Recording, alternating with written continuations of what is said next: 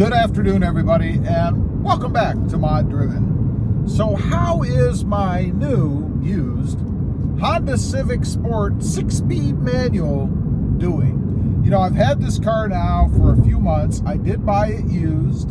I haven't bought a lot of used cars in my car buying life, but this time around, I kind of had to because Honda quit making the Civic Coupe manual at all. They stopped in 2020, I believe. I think this is the last year. This is a 2020. The last year that Honda built the Civic Coupe manual. So I had to grab one. Now, a little background on it. I bought it from CarMax, had it brought in, cost me $700, $800 to get it here to me. But I liked the looks of the car. It looked like it was in good condition, low miles, about 15,005, something like that. And I was right. It arrived with nothing other than, unfortunately, a little bit of curb rash on a couple of the wheels, and then some weathered stripping, I guess. You know, those rubber strips, a couple around the doors and then across the roof, which I replaced. And I will say, those parts, Honda parts, are pretty darn inexpensive. You know, I compare them to Toyota parts because I have the Tacoma over on Rob Motive, and it was a heck of a lot cheaper. I was shocked. I mean, I'm talking like under $30 for each of them. Would have cost me maybe several hundred for the Tacoma. But anyway, that's all there was. No issues with it. Looks brand new on the inside. Whoever drove it didn't drive it a whole lot, obviously. I mean, it was 2 model years old, only 15,000 some miles, so about 7,500 miles a year, and that's really it.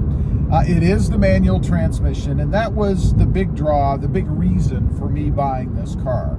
I wanted a Honda, specifically manual transmission. I wanted the Civic because I've had a Civic or 3 or 4 manuals in the past, and they are by far the best. Now, I've never had the coupe. This is the first coupe that I've had, and I love the car. I am sold. I think it's awesome. It looks great. It looks sporty. It's the perfect budget sports car, I think. It gets up and goes for that little dinky 4-cylinder, and it is the naturally aspirated 2-liter. I don't have the turbo intentionally. I did not want a turbo because I have found, I've had turbos in the past in Hondas, and I found that once they spool out, there's just nothing left. And while it's fun, it's a good throw you back in the seat feeling or experience. Once it's done, it's done. And I just didn't want that. Now, how's it doing otherwise? I have had one problem, and I don't consider the molding things, those rubber weathered pieces, problems. But I have had one problem, and that was created by me.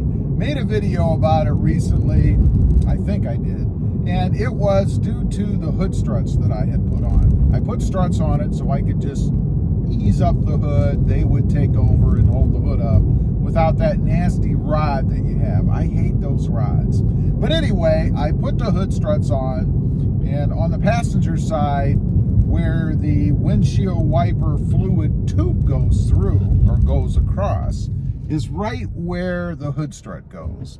In putting that on, I was pinching that tube. And you know, I discovered it because I obviously had something on my windshield, so I hit the switch, nothing happened. I could hear the motor running, but no fluid coming out. So I did some checks and found out that I had pinched it.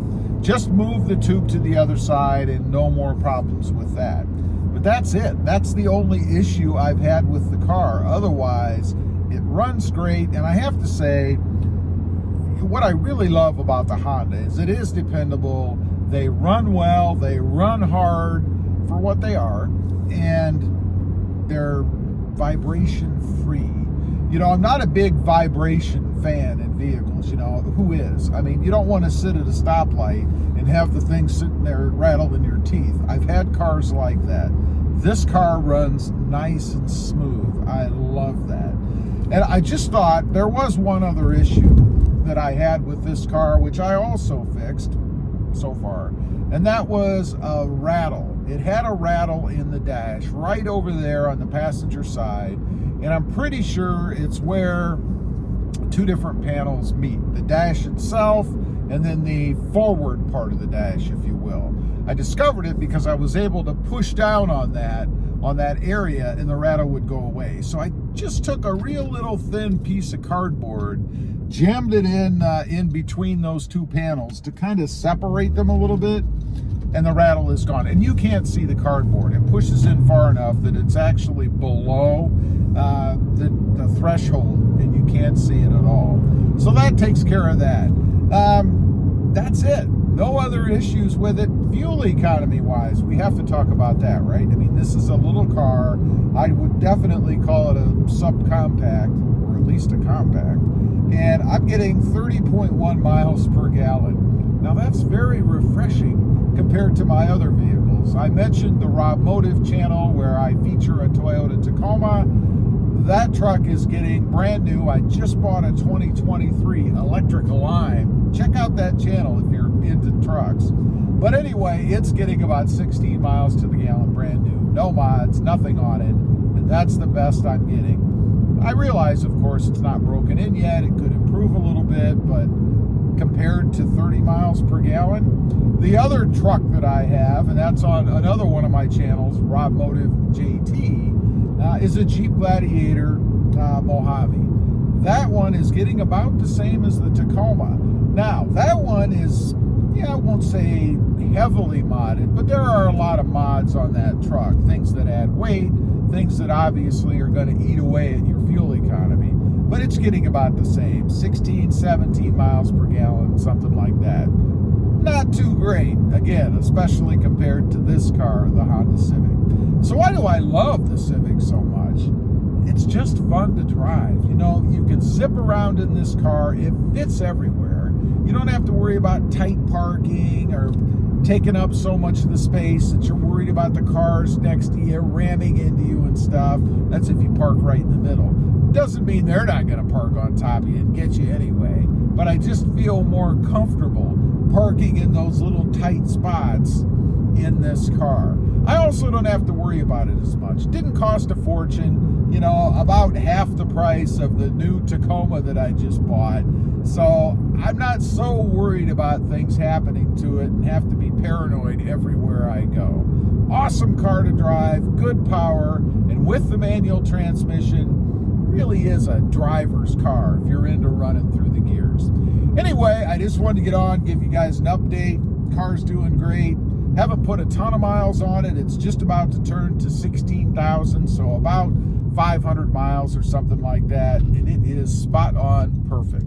Love this car. Have to say, it's probably in the top 3 cars that I've ever had as far as liking the car.